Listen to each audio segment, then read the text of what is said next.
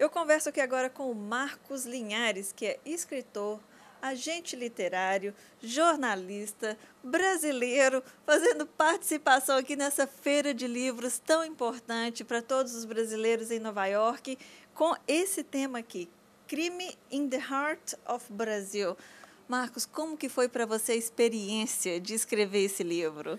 Eu acho que foi até o momento o maior desafio que eu já tive. Eu gosto de dizer que o maior desafio é o próximo, né? Então, até o momento, esse foi o meu maior desafio. O que eu fiz? Eu peguei os 14 crimes mais famosos de Brasília e, por meio do Laerte Bessa, que foi diretor da Polícia Civil do Distrito Federal, eu consegui falar dos bastidores desses crimes, das investigações. Como que a polícia de verdade resolveu esses crimes? E eu pedi para os agentes, eu não quero só o lado bom, eu quero os erros de vocês, eu quero os acertos de vocês, eu quero humanizar o trabalho da polícia. Eu quero que as pessoas possam ver que o policial ele é um ser humano que está naquele momento investido de uma missão e ele tem que cumprir essa missão. E como ser humano, ele erra, ele acerta, mas ele persegue a resposta, ele persegue a solução desse crime. Depois de um ano de gravações, de várias e várias horas, eu tive que reunir esse material e falei, agora eu vou escrever de forma não linear e escrever com fôlego de ficção. Essa era a ideia, que a pessoa pudesse estar lendo como se estivesse lendo um roteiro policial, um grande filme em que 14 crimes se cruzam e ele está lendo baseado em fatos reais. Quer dizer, eu acho que é bacana. E teve muita gente que me ligou e falou assim, poxa, Marcos, estou lendo o seu livro, não acredito que isso aconteceu de verdade. Falei, vai no Google e tira suas conclusões. Foi isso. Marcos, e você também trabalha com outros escritores. Fala para a gente como que é esse trabalho que você faz. Olha, no Brasil a gente tem alguns bons agentes literários, mas não como existe no resto do mundo e principalmente aqui no mercado americano, nos Estados Unidos. Eu acho que esse trabalho é um trabalho que a gente vai amadurecendo a cada dia. Eu estou aprendendo todos os dias, porque como escritor, eu achei que eu poderia ajudar também a outros colegas que estavam nessa missão, nessa aventura de publicar livros.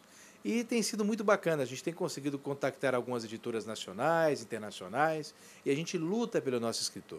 A gente faz estratégia de marketing, a gente usa as redes sociais em favor dos escritores, e tem dado certo. Já tenho conseguido colocar escritores nossos em eventos em todo o planeta. Uma dessas grandes iniciativas levou recentemente uma escritora nossa a participar de uma jornada internacional de mulheres escritoras em 8 países. Então a gente tem feito umas coisas muito bacanas, mas eu estou aprendendo, como todos os dias a gente aprende alguma coisa, hoje eu estou aprendendo também a dar entrevista para vocês aqui em Nova York. Um detalhe, eu já estive em 40 países, minha primeira vez nos Estados Unidos, e estou dando uma das melhores entrevistas que eu já pude dar na minha vida. Obrigado pela oportunidade. Nossa, obrigada a você. Agora, eu que fiquei intimidada aqui na hora que ele falou de tanta qualidade. Eu falei assim, ai meu Deus, olha a minha responsabilidade de entrevistar o Marcos aqui. Marcos, fala um pouquinho pra gente da sua época como o repórter criminal. Como que é? Tem hora que você pega um ambiente assim pesado, você já ficou com medo de fazer alguma reportagem? Você chegou a sentir o perigo perto de você? Senti. O engraçado que você está falando, eu comecei no jornalismo, por exemplo, televisivo, como repórter esportivo do canal Sport TV. E o esporte era uma... Você sabe, eu não sei se vocês devem saber, mas no jornalismo nós temos duas categorias em que o repórter pode adjetivar. É o jornalismo policial e o esportivo. Porque é a hora que a gente pode lidar com a emoção. Na hora que eu falo de um jogo de futebol, eu falo de dramas, de decepções e de emoções. No jornalismo policial, a mesma coisa, porque eu tenho que colocar as tintas do crime. As tintas da dor, as tintas da perseguição e as tintas quando o crime é revelado. Quando eu cheguei no jornalismo policial, e eu trabalhei no programa Cidade Alerta, que era apresentado então na Rede Record pelo Datena, eu tive essa percepção do dia a dia do crime, de como as pessoas, mais simples ou não, lidam e criam fatos que nem mesmo a boa ficção consegue criar. A realidade é muito mais assustadora. E eu sempre chegava em casa com um peso muito grande, porque às vezes eu tinha que fazer matérias que eu não gostaria de fazer, e às vezes eu tinha que entrevistar pessoas que eu via minha mãe naquela pessoa, e eu não gostaria de fazer determinadas perguntas, porque eu achava que era um desrespeito à dor dela. Mas, ao mesmo tempo, eu tinha que dar voz àquela pessoa, porque aquele drama, se fosse exposto, poderia ajudar que não fosse repetida aquela coisa. Então, era o papel social também do jornalismo policial. Quando eu saí dessa parte do jornalismo policial, a vida foi tão assim intensa que eu acabei trabalhando como assessor de imprensa de associações de policiais. Eu trabalhei na Associação dos Servidores da Polícia Federal, trabalhei com o pessoal da Polícia Civil, depois eu fui assessor de imprensa de um coronel da PM, depois eu fui assessor de um delegado, então, e passei pela Associação dos Servidores da ABIN, dos agentes também de inteligência.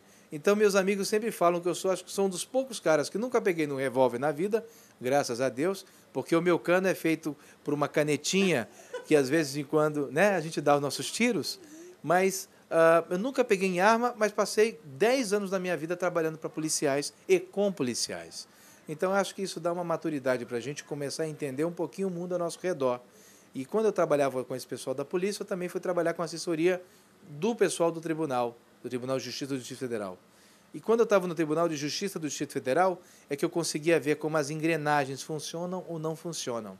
Para mim, como repórter, é muito satisfatório poder ver as coisas do lado de lá do balcão. Porque quando hoje eu vou fazer uma matéria, eu tento entender o que eu estou fazendo.